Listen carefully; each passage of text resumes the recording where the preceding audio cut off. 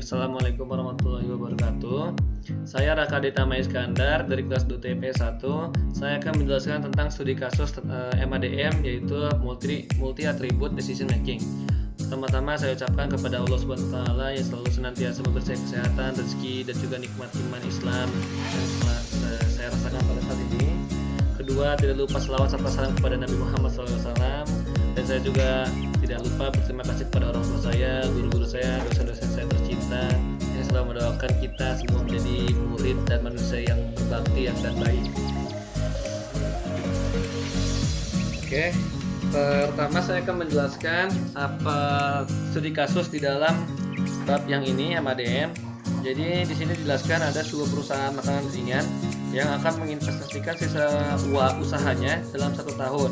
Nah, ada beberapa alternatif investasi yang telah didefinisikan, diidentifikasi, dan juga ada alternatif.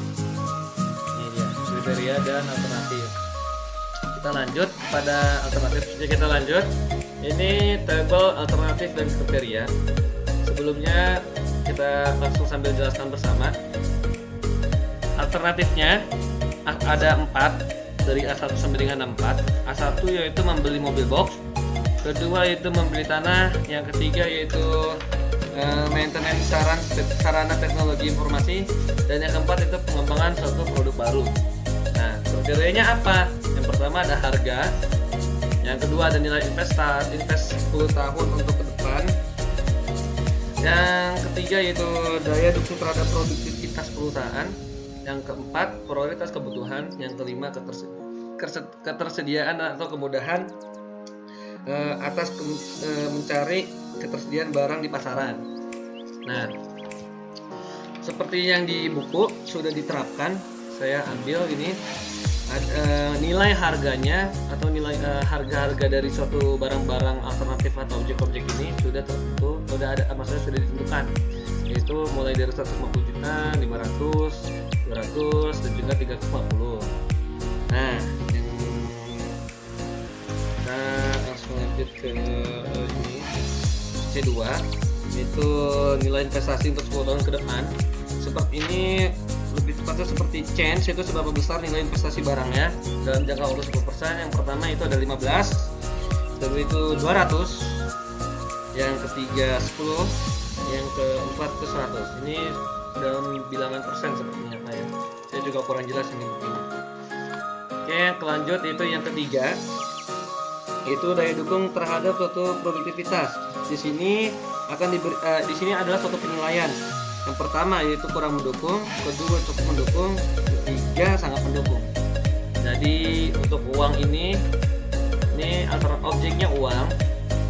Alternatifnya itu ini tentang daya dukung terhadap produktivitas perusahaan. Ini nilainya 2, cukup mendukung. Dan ini juga sama nilainya juga. Untuk yang keempat, C4, karena kita ketahui sebagai prioritas kebutuhan. Nah, untuk C4 ini nilainya terbalik.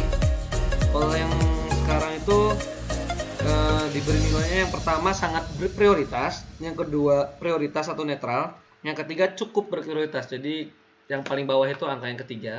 Jadi ini contoh yang paling bawahnya, yang ketiga yaitu di objek 2, alternatif 4, yaitu membeli tanah. Itu alternatifnya C ini ya, cukup berprioritas. Jadi tidak harus diprioritaskan banget, tapi jika ingin tidak apa-apa. Karena ini nilainya 3. Kalau 1 ini berarti sangat diprioritaskan. Dan yang C kelima yaitu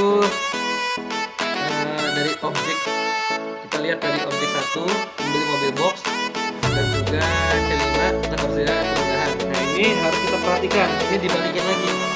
Kalau yang pertamanya nilai untuk skala pertama itu sulit diperoleh, kedua cukup mudah diperoleh, dan ketiga sangat mudah diperoleh. Nah, mobil box ini berarti memasuki kriteria yang mudah diperoleh oleh perusahaan karena dia mendapatkan nilai tinggi. Kita lanjut kepada normalisasi, yaitu penghitungan atau sesuatu kebutuhan ya, atau objektif yang akan kita lakukan. Di sini ada 2 rumus, saya akan menjelaskan dulu saja, yaitu min dan max. Kita akan menggunakan karena sisanya sama. Ini pertama dari suatu harga. Dari suatu harga itu kita harus meminimalisir suatu kebutuhan, misalnya suatu pengeluaran uang. Nah, jadi semakin kecil pengeluarannya itu semakin bagus untuk perusahaan. Jadi di sini rumusnya menggunakan min. Kenapa min? Karena itu kita mencari pengeluaran yang paling murah. Kita cari pertama dari ini, kemudian ini mobil box. Kita dapat 150. Kita taruh dulu di rumus pertama yang ini. 150. Ini setiap rumus min kita selalu untuk setiap rumus min kita selalu mengambil angka terkecil ya dari semua kriteria di dalam suatu objektif ini. Kita selalu mengambil angka terkecil untuk ditentukan atau untuk dihitung. Jadi ya ini contohnya, ini 150 yang ini. Nah ini dia angka patokannya itu 150 juga. Kalau kita tadi hasilnya 1. Nah, seperti di sini hasil normalisasi menunjukkan bahwa angka titik 1 itu dia membutuhkan hanya 1 saja dan untuk apa hasil.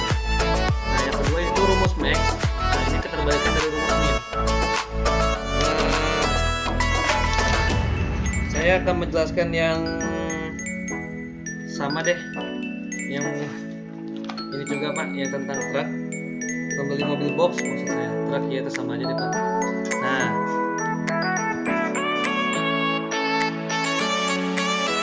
di sini kita langsung mengambil angka paling tingginya, atau ini dia, yaitu nilai investasinya suatu mobil box itu 15% untuk kedepannya. Dan max-nya kita harus mengambil yang lebih tinggi karena ini kebalikan dari min, yaitu dari objektif dari kriteria objektif yang kita temukan di kolom kedua ini itu 200. Jadi hitungannya 15% dibagi 200. Nah 200 ini jadi hasilnya 0,08. Hasil normalisasi. Nah kita langsung ke sini. Ini ada hasil normalisasi yang saya buat. Nah ini maaf Pak, tidak sempurna banget. Jadi ini step kelima, yaitu hasil normalisasi yang semuanya udah saya hitung di sini. Saya zoom out. Nah, ini dia. Ini semua normalisasi saya.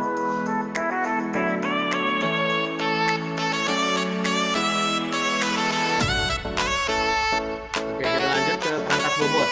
Nah, perangkat bobot. Maaf Pak, kita lanjut ke rankingan. Nah, rankingan ini proses rankingan ini mencari yang terbaik dari yang terbaik dengan menggunakan bobot yang diberikan oleh pengambilan keputusan. Yang mana? Bobot ini yang dari 0,25, 0,15, 0,30, 0,30 juga, dan 0,5. Cara penghitungannya yaitu dengan dikali. Gimana cara pembalikannya? Jadi untuk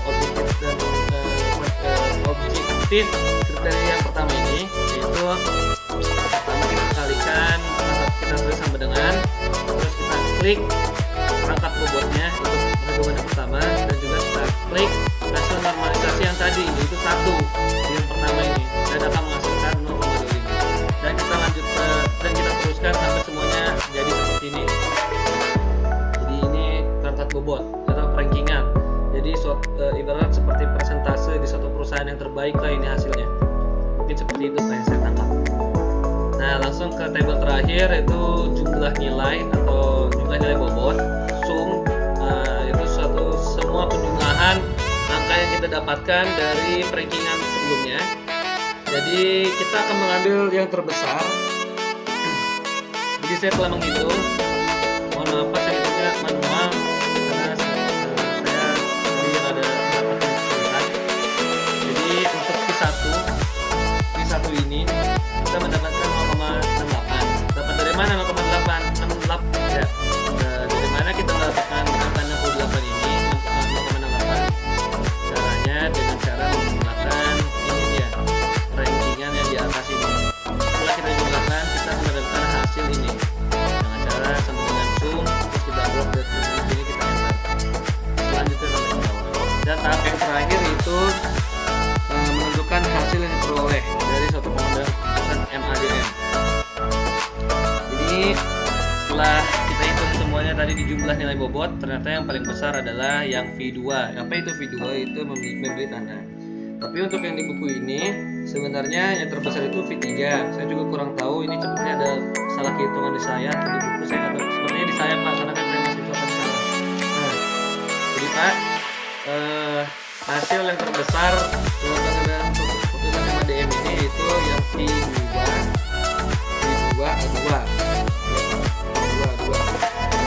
Jadi ini adalah alternatif yang terpilih menurut saya sebagai alternatif terbaik. Dengan kata lain ya, pembelian tanah ini adalah yang paling terbaik dari yang terbaik. Jadi adalah suatu pilihan yang terbaik dari suatu perusahaan. Jadi ya, ini itu asumsi dari saya Pak. Mungkin sekian video ringkasan studi kasus untuk MADM ini.